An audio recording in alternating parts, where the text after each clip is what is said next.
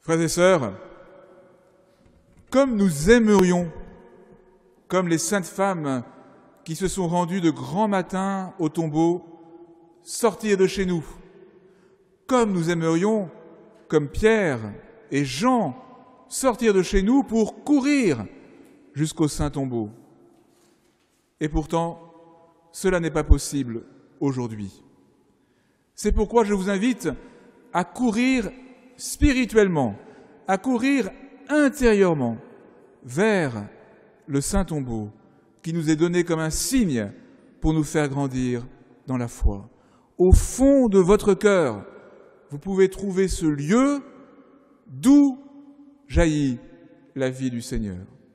Mais quand Pierre et Jean parviennent au tombeau, que voient-ils?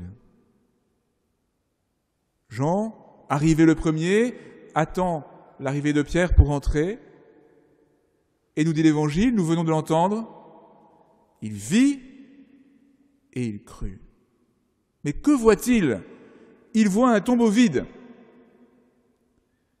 Mais lui qui a en tête l'enseignement de Jésus, lui qui voit ce linceul qui a été solennellement vénéré par l'humanité entière il y a quelques heures, il croit que ce tombeau vide est l'annonce de la résurrection du Christ, de la vie du Christ plus forte que la mort. Et nous, frères et sœurs, si nous pouvions sortir de chez nous et courir dans les églises, que verrions-nous? Des églises vides, comme le tombeau le matin de la résurrection. Mais nous pourrions croire, parce que ces églises apparemment vides sont remplies de la foi des fidèles qui disent leur attachement au Christ ressuscité. Nos cœurs sont parfois comme des tombeaux, marqués par la mort, le chagrin, le doute, la peine, en particulier en ce temps de confinement. Et pourtant, au fond de nos cœurs jaillit la lumière de la résurrection. Parce que dans notre désir de vie éternelle, notre attachement à la vie qui se manifeste en ce temps, nous célébrons d'une certaine manière, sans le savoir peut-être, le Christ ressuscité. Notre monde est apparemment vide d'attachement au Seigneur, tant la foi y semble affaiblie. Et pourtant, dans ce monde vide, par son désir même, par son refus même parfois, jaillit quelque chose du mystère du Christ ressuscité.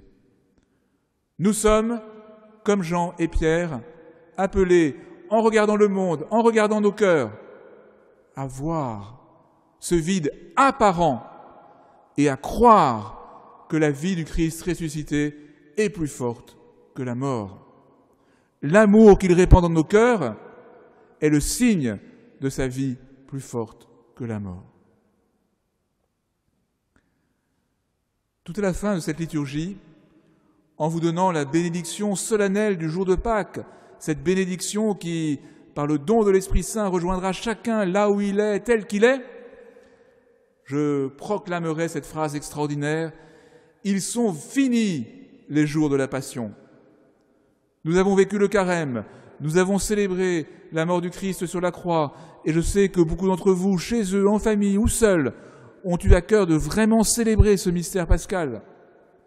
Mais désormais, ils sont finis les jours de la Passion. Nous avons 50 jours pour fêter la résurrection et nous disposer à accueillir de manière renouvelée l'Esprit Saint en célébrant la Pentecôte. Alors, si nous sommes ressuscités, nous sommes pourtant encore confinés. Peut-être que ce confinement s'achèvera justement avec la Pentecôte. Peut-être que les premières améliorations sont comme aussi des signes de Pâques autour de nous.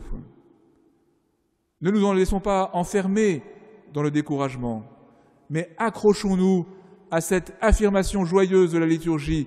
Ils sont finis les jours de la Passion. Nous ne pouvons pas nous laisser enfermer dans le découragement ou l'impatience ou l'agressivité familiale. Nous sommes appelés à nous laisser illuminer de l'intérieur par le Christ ressuscité, lui qui nous délivre en réalité de tous les enfermements. Parce que le confinement le plus dramatique n'est pas celui de nos appartements, c'est celui de nos cœurs quand ils se ferment à la fois à l'espérance et à l'amour. Il y a une autre formule de la liturgie que je vous invite à accueillir avec une grande attention et à garder dans votre cœur, comme Marie gardait toutes choses dans le sien. C'est au moment de la préface, ce texte que le célébrant chante pour introduire la prière eucharistique. Tout au long du temps pascal, nous entendrons cette formule, rayonnant de la joie pascale. Nous sommes appelés à rayonner de la joie pascale. Auprès de qui, me direz-vous? Si vous rayonnez auprès de vos enfants, de votre épouse, de votre époux, c'est déjà bien. Si vous rayonnez durant les visioconférences de votre vie professionnelle qui se poursuit, ce sera bien aussi. Si vous rayonnez durant les festivités de Skype ou de FaceTime que vous allez vivre pour Pâques, ce sera bien aussi. Soyons rayonnants de la joie pascale, non pas en nous forçant à arborer un sourire artificiel, mais en nous laissant habiter intérieurement par la résurrection du Christ au point qu'elle rayonne, non seulement sur nos visages visibles, mais de nos cœurs, dans ce qui se transmet de plus profond entre chacun. Oui, frères et sœurs, courons au Saint-Tombeau ce matin. Quoi que nous voyons, laissons-nous aller à la foi au Christ ressuscité, vainqueur de la mort. Ils sont finis les jours de la passion. Ils sont finis les jours du découragement. Le Christ ressuscité nous donne la grâce de pouvoir rayonner de sa joie.